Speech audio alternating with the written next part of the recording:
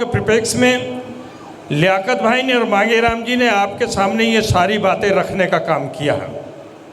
दोस्तों, मैं भी इस चुनावी नुक्कड़ सभा के अंदर केवल आपसे 2 मिनट के लिए एक गुफ्तगू करना चाहता हूँ। वो आपको सब मालूम है कि आज प्रदेश और देश कितनी विकट परिस्थितियों में है। आज देश और प्रदेश के अंदर क्या हालात हैं ये आप बहुत अच्छी तरीके से समझते हैं और जानते हैं। अगर इन हालातों से मुकाबला किया जा सकता है तो लोकतंत्र के अंदर एक ही हथियार है, वो हथियार वोट का है। वो वोट जो आप बहुत शांति के साथ अगर अपना वोट डाल देंगे और इस वोट की परसेंटेज को बढ़ाने का काम कर देंगे तो आप सांप्रदायिक ताकतों को चित कर सकते हैं, बुलडोजर की भाषा बोलने वालों को चित कर सकते हैं, एनकाउंटर करने वालों को चित कर सकते हैं।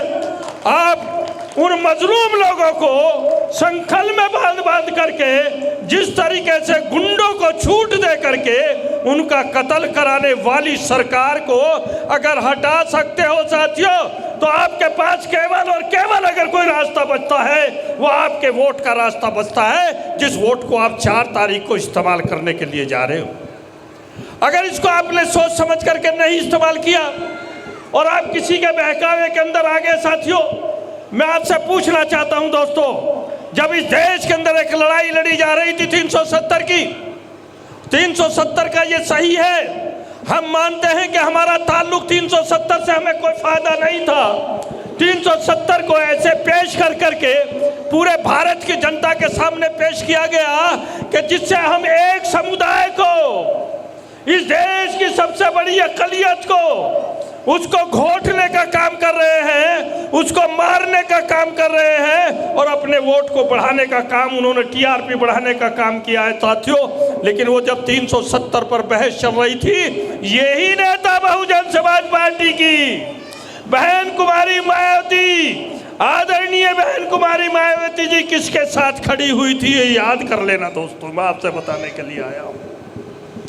जब सीए और एनआरसी की लड़ाई हमारी बहनें सड़कों पर लड़ रही थी, हमारा नौजवान जब सड़कों पर भूखा था, पिट रहा था, हमारे नौजवान के ऊपर लाठियां चल रही थी पूरे देश के अंदर, हमारा नौजवान कह रहा था कि इन 70 सालों के अंदर हमें यह सर्टिफिकेट देने की जरूरत नहीं है कि हम भारत के नागरिक हैं। और जब ये लड़ाई शुरू की गई दोस्तों, तो वो बहन कुमारी मायावती कहाँ खड़ी हुई थी, वो किसके साथ थी, किसके साथ हाथ उठा रही थी, किसके साथ लोकसभा के अंदर उसकी बहस के अंदर अपना वोट देने का काम कर रही थी दोस्तों, वो यही तो सांप्रदायिक पार्टी थी।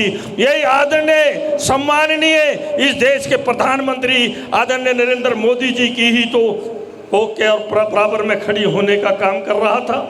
और मैं नहीं कह रहा हूं साथियों, आज जो व्यक्ति आज कसीदे घड़ने का काम कर रहा है, कल ये कह रहा था कि कोई बहुजन समाज पार्टी कोई पार्टी है क्या? बहुजन समाज पार्टी एक लुटेरे का दल है?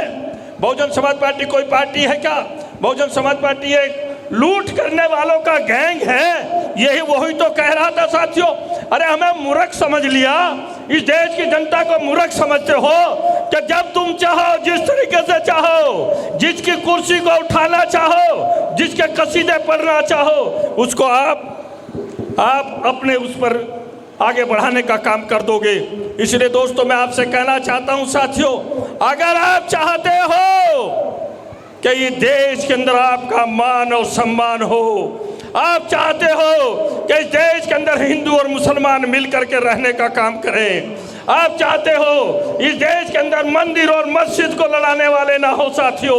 और एक बात कह करके अपनी बात खत्म करना चाहता हूँ, मेरे साथी खड़े हो गए हैं, लेकिन मैं कहना चाहता हूँ अभी एक हफ्ते के अंदर अंदर 20 करोड़ लोगों ने नमाज अदा करी है ईदगाह की। ईद की नमाज अदा की है नहीं की है 20 करोड़ लोगों ने, लेकिन एक भी पत्थर तो नहीं चला, किसी की इबादत गाह को ढकने की जरूरत तो नहीं पड़ी, कहीं पर कोई नारा लगने का काम तो नहीं हुआ। लोगों 20 करोड़ लोग नमाज के लिए सड़कों पर निकलते हैं और इस देश का पत्ता भी नहीं हिलता। लेकिन मैं पूछना चाहता हूं सांप्रदायिक ताकतों से, शांति के दूत सबके आदरणीय भगवान राम की जन्मोत्सव का जो यहाँ पर निकल रहा था, जन्मोत्सव उनका यात्रा निकल रही थी, तो दोस्तों पत्थर मारने वाला कौन था, मस्जिद को ढकने वाला कौन था। तो दोस्तों इसको याद रख करके वोट देने का काम करना। मैं ज़्यादा समय आपका ना नहीं लेना चाहता हूँ। 4 तारीख को केवल सांप्रदायिकता के सामने अगर किसी को वोट देने का अधिकार है तो वो उस व्यक्ति की पार्टी को वोट देने का अधिकार है जो यहाँ सांप्रदायिक ताकतों से लड़ने का काम कर रही है। और वो करने का काम जो कर रहे हैं वो केवल और केवल समाजवादी पार्टी कर रही है। इसलिए समाजवादी पार्टी के साथ चलो, समाजवादी पार्टी को मजबूती से लड़ाने का काम करो साथियों। 4 तारीख को होश के साथ अपना वोट देने का काम करो। बहुत बहुत धन्यवाद।